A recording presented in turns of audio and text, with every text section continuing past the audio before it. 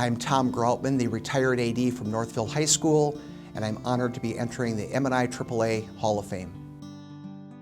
I was born in Glencoe in 1956, but lived on a farm outside the small town of Plato. I was very fortunate to have parents on that farm that allowed me to play in whatever sports I wanted to play, and I liked to play them all. Particularly, we played a lot of baseball growing up as a kid. I went to Glencoe Middle School through 8th grade, but after 8th grade, our family sold our farm and we moved to Grand Rapids, which was a blessing in disguise. And up in Grand Rapids, I was a multi-sport athlete, played basketball, football, baseball, won several awards in sports, particularly one in baseball that was, at the time, quite an honor, being a Lions All-Star. I graduated from Grand Rapids High School in 1975. Baseball was the sport that I wanted to continue to play, and I was recruited by Mankato State. As a junior, we were in the NCAA Division II World Series, and then as a senior, I was one of the captains. Again, we made the NCAA College World Series, and we placed third in the nation in Division II. You know, I got an education there too, which was really helpful. Even back in high school in Grand Rapids, as a junior, there was a program called Teaching Experience, and I felt that teaching and coaching was a path for me. And I graduated with a degree in physical education and coaching. I was enlightened to the fact that elementary education might be a good path for me too. So I went back and I got my elementary ed degree, and then after another few years in St. Peter, I applied for another position in Northfield. And I ended up getting a 6th grade teaching position along with the head girls basketball coach and assistant baseball.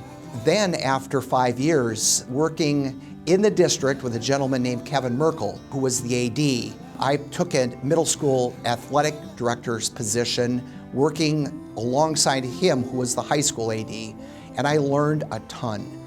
But Kevin left, the position opened, and I applied, I interviewed, and I got the position. There was something about being an AD that really intrigued me. As an AD, there's a lot of interesting things that come up. It was in December, it was a winter where it was not very cold and there was not a lot of snow, and he was trying his best to try to figure out how can I get kids on snow. Well, he came in and he said, "Tom, I live out by Union Lake, and there's ice and there's snow, and you know, I've been checking it, the ice is good." I said, "Well, that's great, Dan. Maybe we can get the kids on buses, we can send them out there and they can do some Nordic skiing on Union Lake." He said, "Yeah, that would be great, and I'll make sure that you know, the kids stay away from the open water." Well, that changed the conversation. I said, "Dan, there's open water?" He said, "Yeah, well, you know, the ice is good alongside the shore, but if you get out far, there's open water." I said, and I could feel my heart just sink, right? So I had to say no. So as an AD, sometimes, you know, you just can't say yes. I was also fortunate as an AD to serve on the Minnesota State High School League Board of Directors. I went to this one tournament in particular that really stands out. It was adapted bowling. But there was one team that really got my interest, and that was a team that had a girl bowling who had no arms. She would go on the lane when it was her turn to bowl, and another one of her teammates would take the bowling ball and bring the bowling ball and set it down, and the girl would walk over with no shoes on, bare feet, and she would roll the ball down the lane. And it didn't matter if she got a gutter ball, if she got 2 pins, 4 pins, 8 pins down, it didn't make any difference. Her reaction was always the same. It was joy, and she would come back to her team, and her teammates with their arms would hug her. And it really showed the critical role that schools have, that ADs have, to prepare opportunities for all kids to participate.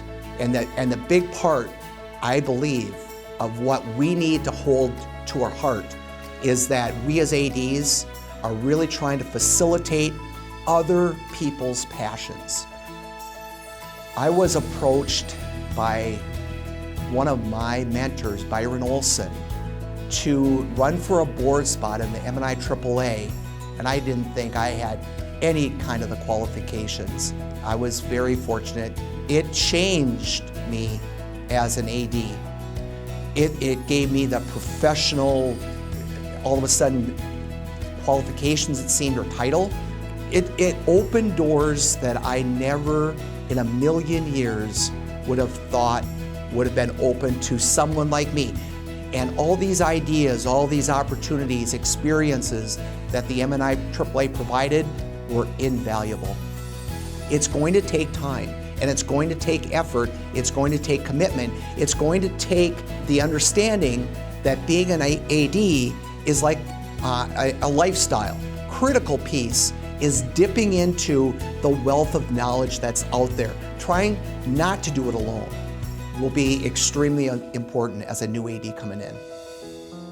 I really want to congratulate all the award recipients from this year and from in years past. I could not have ever done this without my family. My wife Denise has been my backbone since we were locker buddies back in high school. Could not have done it without you, Denise. I love you. My family, I've got a son, Chris, a daughter, Steph, their spouses, Jake and Emiliana. Love you all. Love your children, JT, Maya, Charlie, Max, and Isla. I really need to thank and want to thank the Northfield community, and before that, the St. Peter community, for taking me in. Northfield trusted me not only to be a coach and teacher, but also to be the AD there. I had 2 assistants. Bonnie, you trained me in, thank you for the training seminars. And Cheryl, thank you for taking Bonnie's spot and making it seamless. Thanks to the MnIAAA for all the opportunities that you've provided to me. It's an outstanding organization. Thank you very, very, very much.